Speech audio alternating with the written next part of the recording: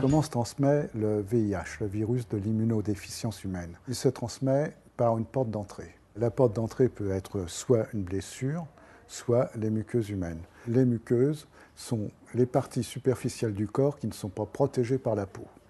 La peau étant une protection, une barrière efficace contre le virus. Les muqueuses sont donc l'intérieur de la bouche, l'orifice vaginal, l'orifice anal et le gland. Donc on ne risque rien à partager la vie quotidienne d'une personne séropositive, c'est-à-dire en prenant des repas avec lui dans la même vaisselle éventuellement, à partager des vêtements, à serrer la main, à boire dans un verre, à aller à la piscine, à prendre une douche avec une personne, ou éventuellement un bain.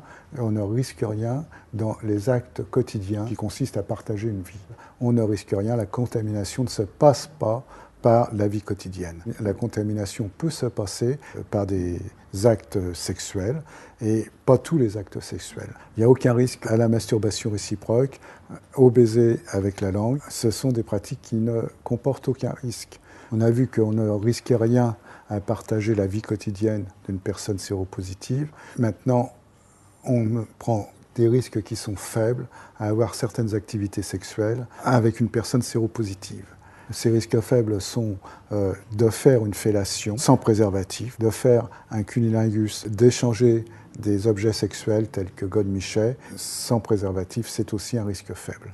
Par contre, les risques sexuels élevés sont la pénétration sans préservatif, que ce soit la pénétration vaginale ou la pénétration anale. Ce sont des risques sexuels majeurs et qui sont très contaminants et pour lesquels il faut se protéger.